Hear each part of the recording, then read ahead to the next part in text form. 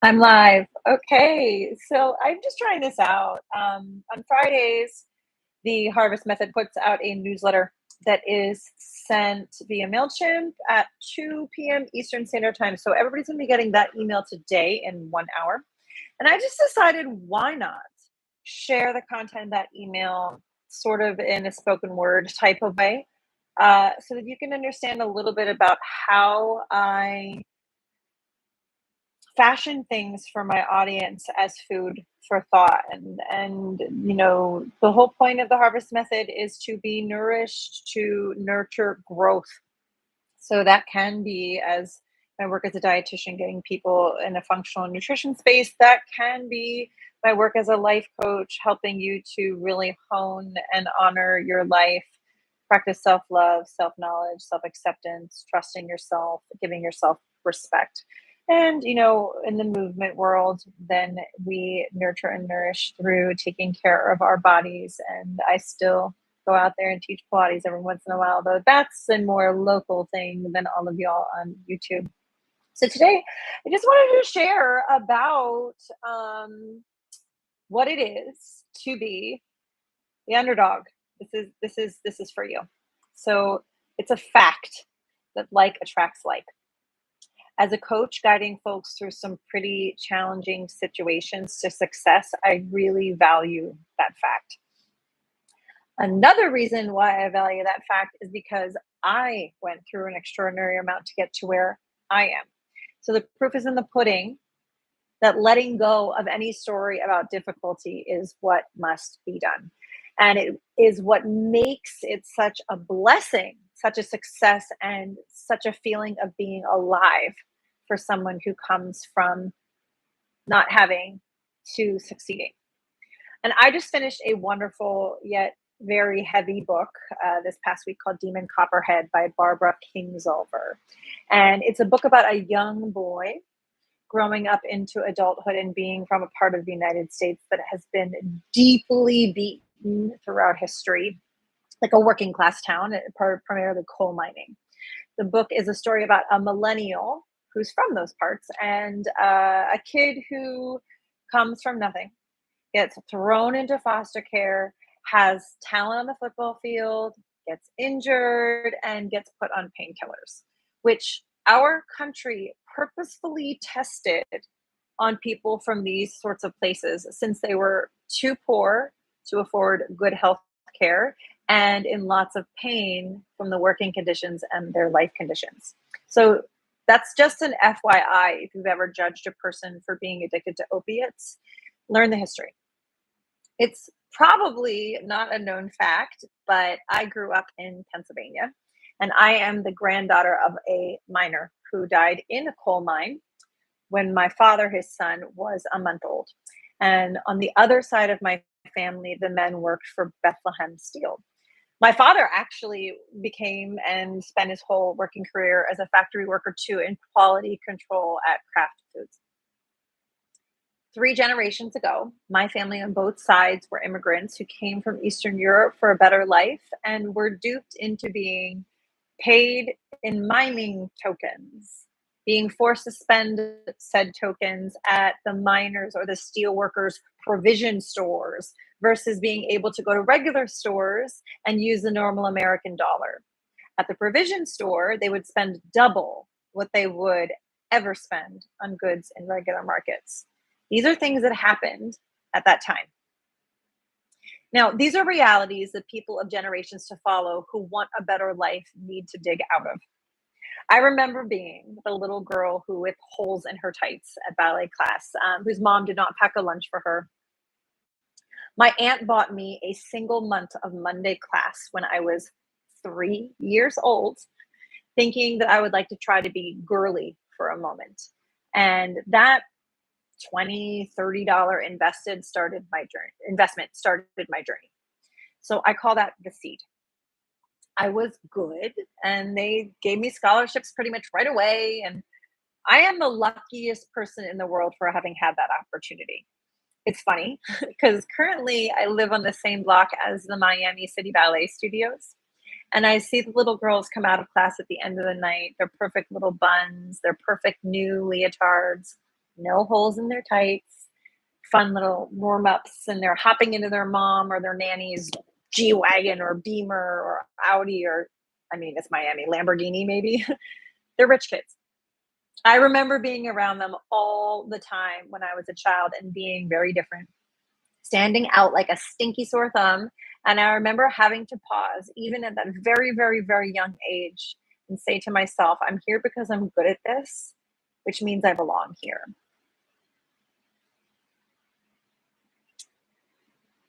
I didn't know back then that that was a seed planted in my psyche, a baseline belief that I would use many times in life.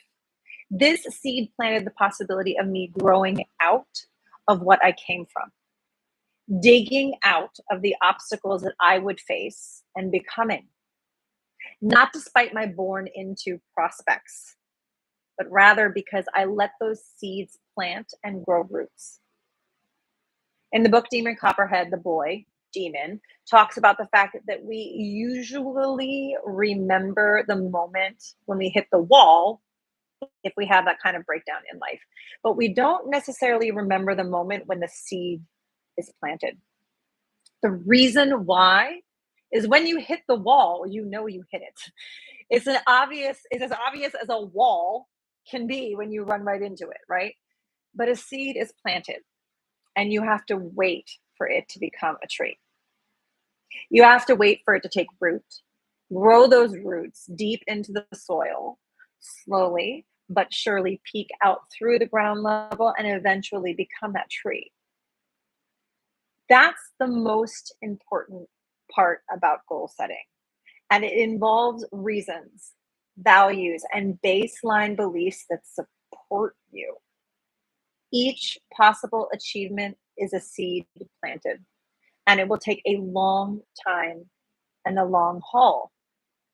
The fantasy is that it comes easily, that it gets handed to you, that you get chosen and plucked, and everything turns out well. I mean, even in my story, yes, I got a scholarship, but I learned a lesson about being the kid from the other side of the tracks. Assume you are a target when you are unchaperoned. We're called latchkey kids, kids that got ourselves to where we went after school, took public transportation, rode bikes to get where we wanted to go. Our parents were late to pick us up. They didn't get to know our teachers or coaches or other parents of the kids in our classes. So we were targeted. This happens throughout life when you're climbing through to the next level. The darkness of humanity, smelling the weak without a pack, the loner out there in the world. No one is going to protect this person, so I can manipulate, abuse, and try to take from them by promising them a fantasy. This goes for people of color, kids, single women, solopreneurs, new business owners. If you've experienced this, let's reframe. These tests are the moments you have to choose to grow your roots. They see you want it, but you know that you have to grow roots and nurture and nourish everything you get for yourself so you will not be manipulated into a sales pitch, the quick fix, fast track. You do for me, so I'll do for you. None of that. These are tactics to keep people down.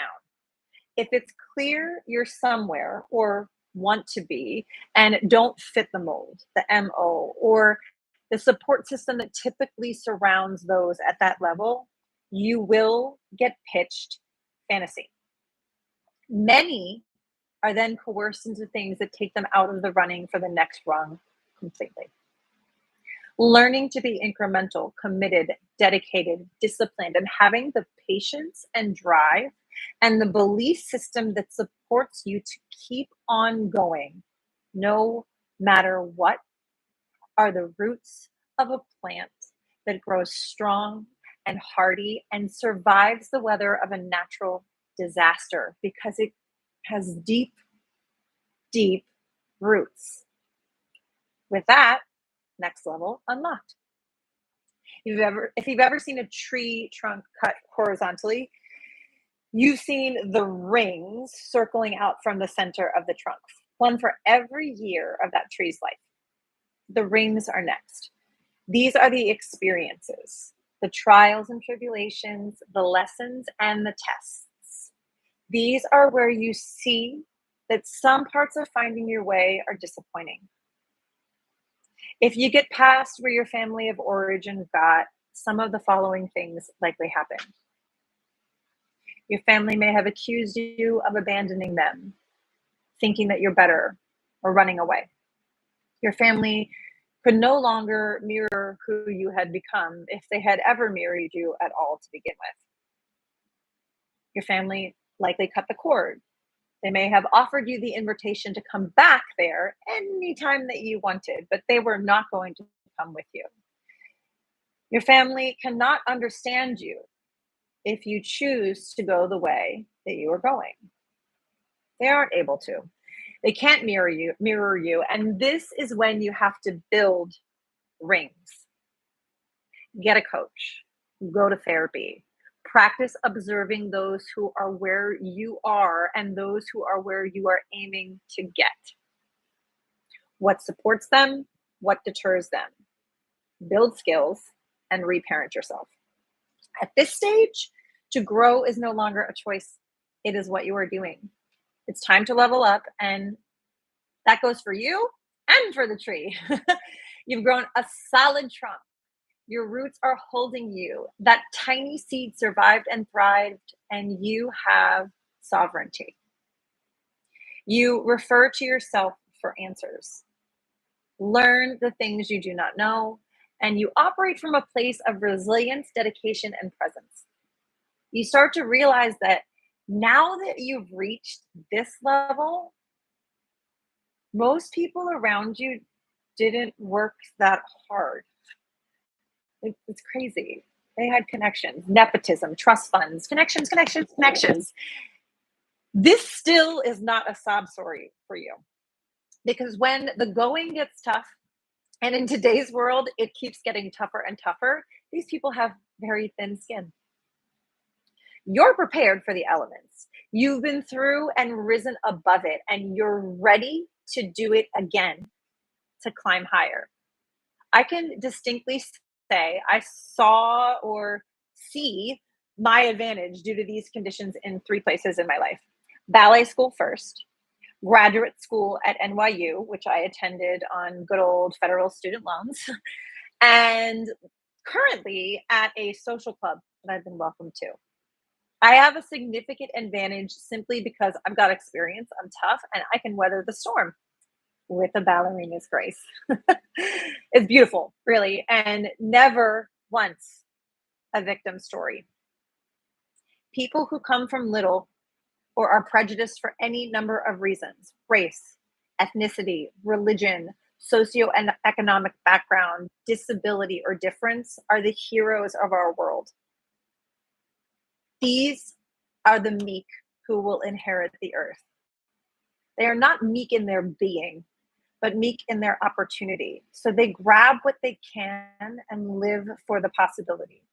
I believe in those dreams. I root for the underdog. I am honest, calculated, and tenacious about maintaining the pace and staying present to the conditions. That's how I got here, and I will continue to get going. I am here for you, and I am rooting for you to climb. So if you want some personal coaching, head over to rachelharvest.com, get on the email list, send me a note, and we can have a little chat as an intro to coaching. Just get yourself moving. Get those rings. If you're ready and willing, you are able, I promise. And I have so much faith and excitement for what you will become. End of live stream. Have a great day.